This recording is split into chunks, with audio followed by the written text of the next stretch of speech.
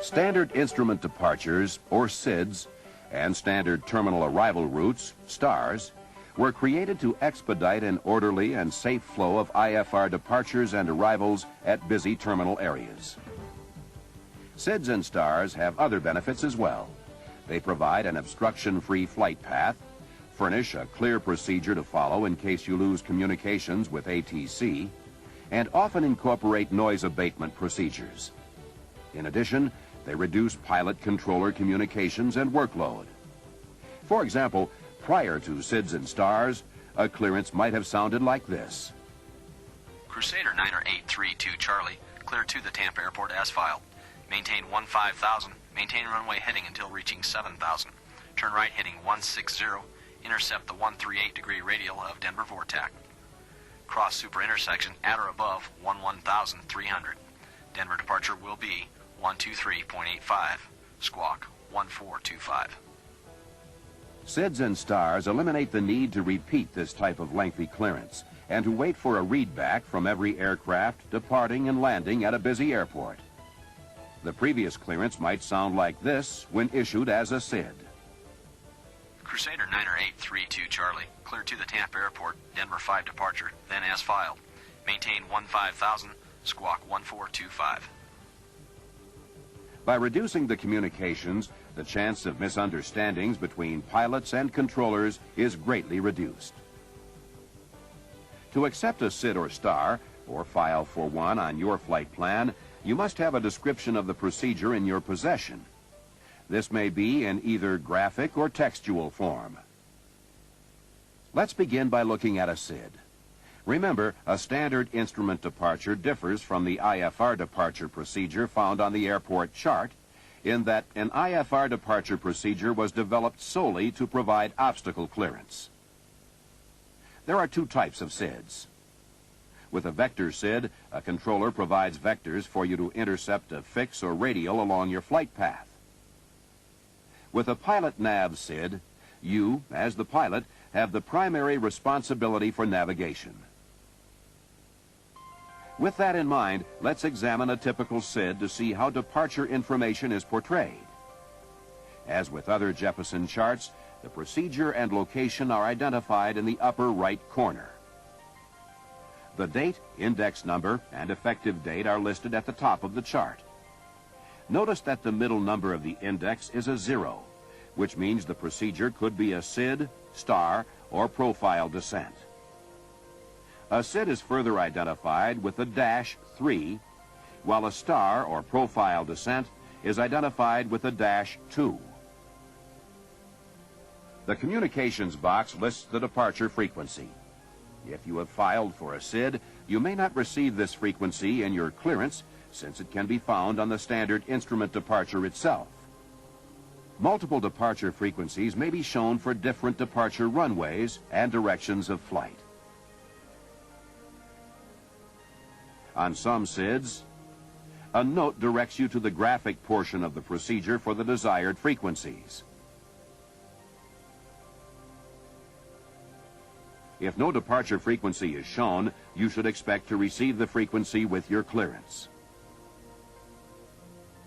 A SID is often named after the last fix for the common portion of the procedure, prior to the en route transitions. In this case, ultim intersection. This particular procedure is called the ultim 6 departure. When a significant change in the procedure occurs, the name changes to the next higher number. At the next major revision, this SID will be renamed the ultim 7 departure. When filing for an instrument flight and using a SID, you should list the departure code, shown in parentheses, on your flight plan. The use of this code facilitates the acceptance of your flight plan by the Air Route Traffic Control Center's computer, which in turn expedites your IFR clearance.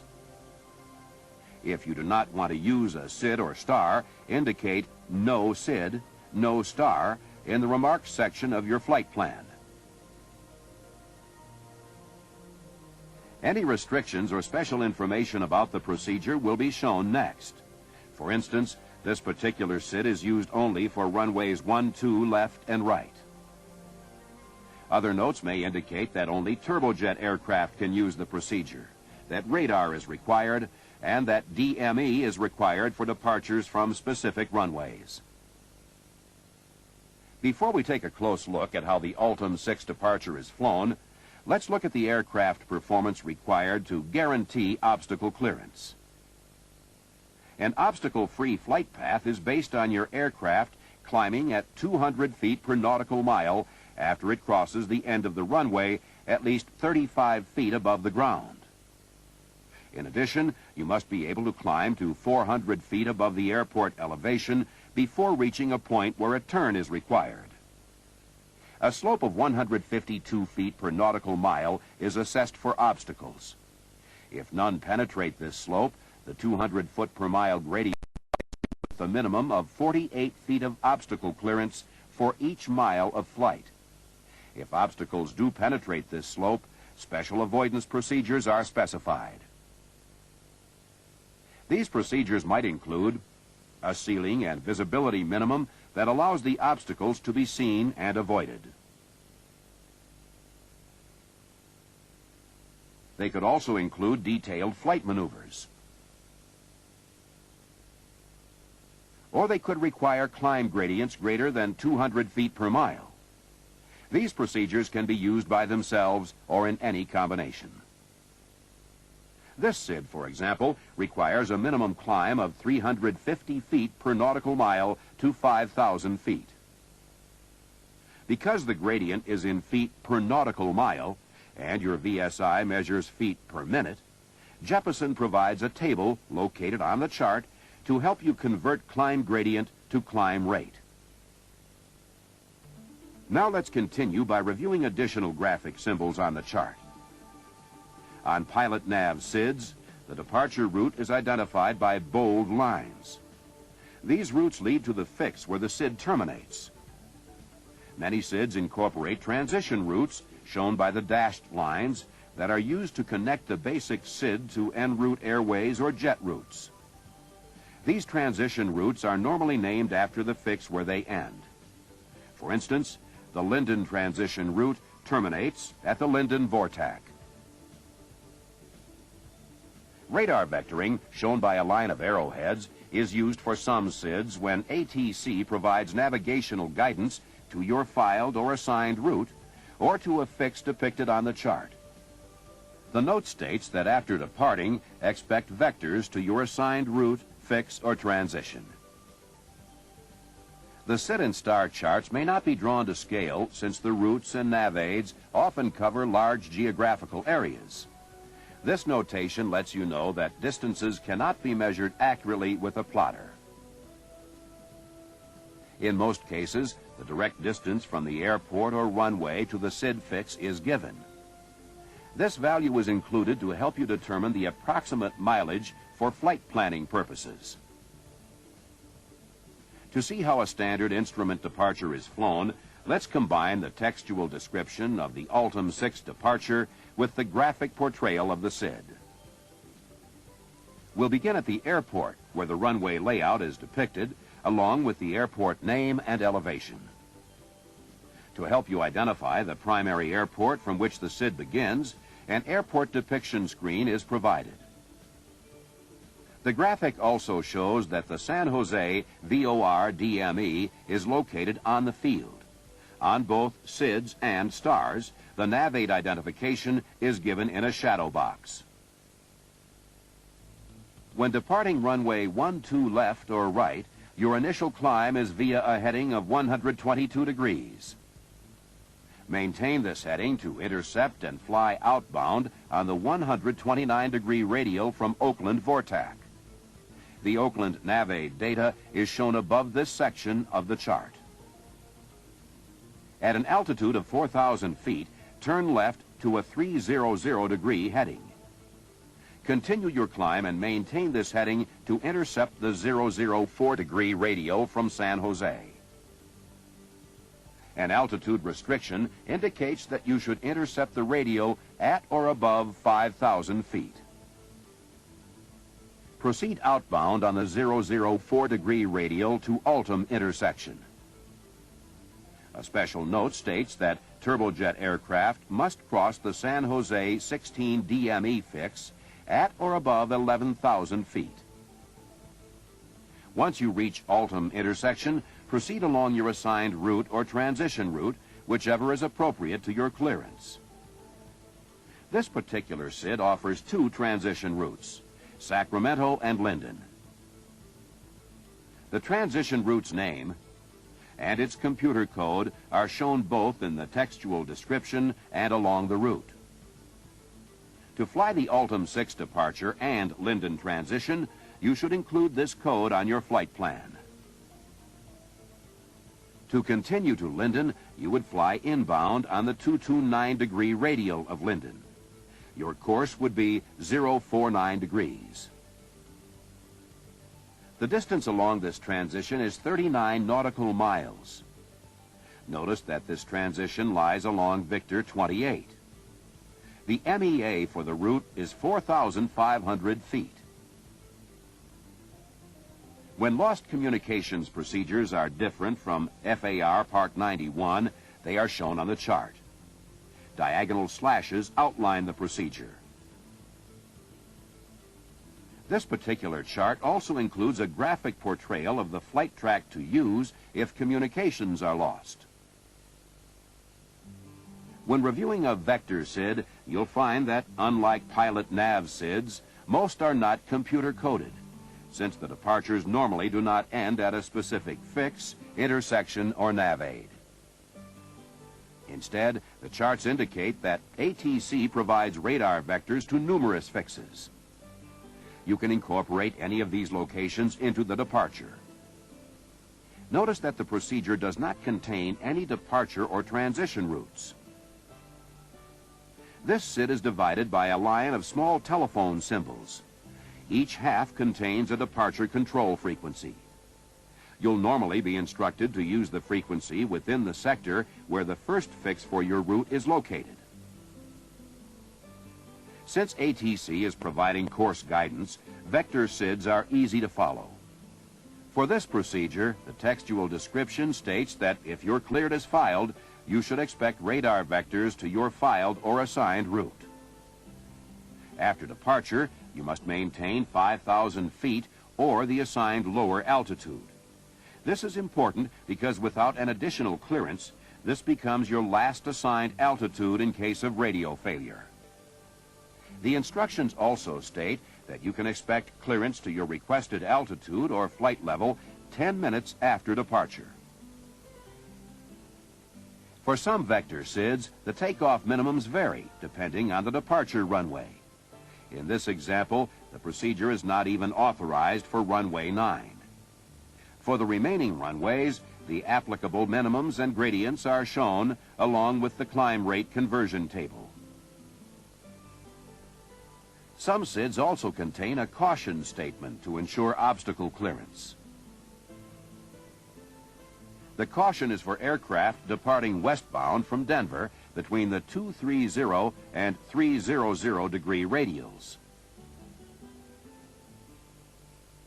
If you're flying this SID and have not received a climb clearance above 14,000 feet prior to reaching 25 nautical miles from the VORTAC, you're expected to squawk ident, climb immediately to 16,000 feet, and advise ATC. While SIDs take you from the airport to the en route structure, stars begin in the en route environment and continue down to an outer fix, instrument approach fix, or an arrival waypoint serving the destination airport.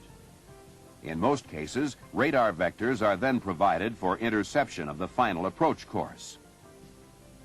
Stars look very similar to SIDs because the heading, routes, codes, narrative description, and symbols use the same basic format. One difference, however, is found in the communication section. Stars often list the ATIS frequency, but may omit the frequency box altogether if it is not provided by the governing authority. The RISTI 2 arrival is a typical star because it consists of transition routes and an arrival route from which you can expect radar vectors to the final approach course. Assuming you filed the Manteca transition, you would fly outbound from the Vortac on the 215-degree radial. The transition information is nearly the same as that shown on a SID, with the name, computer code, MEA, and distance provided. However, for a star, the transition is named for the point of origin, and the transition code is listed before the arrival code. This transition ends at the 22 DME fix from Manteca, which is the Risti intersection. From there, the arrival route continues along the same radial. Once you reach Seeds intersection, the remainder of the arrival is accomplished with radar vectors to the airport. Since radar vectors cause the distance from Seeds to the airport to vary, an exact mileage figure is not available. For planning purposes, however, the direct distance to the airport is shown. Some stars have unique features. For example, the name of this star is the Hadley 1 arrival. However, when reviewing the procedure, notice that it doesn't start at Hadley, but instead begins at the Big Sur Vortac. It then passes through Hadley intersection and ends at Sausalito. From there, you can expect radar vectors. Another example of a star with a unique feature is the Given 4 arrival at Fresno, California. Notice that from Topi intersection, the arrival route is via the 19 DME arc from Clovis Vortac. Upon reaching the 102-degree radial, radar vectors are provided to intercept the runway 29 right localizer course. When runway 11 left is being used for landings, you will not fly the DME arc. Instead, expect radar vectors from Topi to intercept the localizer back course. Profile descents are similar to stars and are designed for high-performance aircraft to expedite arrivals, conserve fuel, and reduce the amount of low-altitude flying. A profile descent is essentially an uninterrupted descent from a cruising altitude or flight level. It ends upon glide slope interception, or when you reach the appropriate minimum altitude specified for the initial or intermediate approach segment, or when ATC begins providing radar vectors. It's essential to note that a clearance to fly a profile descent does not constitute a clearance to fly an instrument approach procedure. In reviewing the runway 24 and 25 profile descent, notice the procedure shows essentially the same types of navigational data as a star. As you begin your descent beyond Fillmore, your route of flight is depicted by bold arrows. The intersections along the way signify course changes and restrictions to your altitude and airspeed. For example, you must cross Simon intersection between 12,000 and 15,000 feet and at a speed of 280 knots. Notice that flight information items which can be read on your instrument panel are shown in bold type.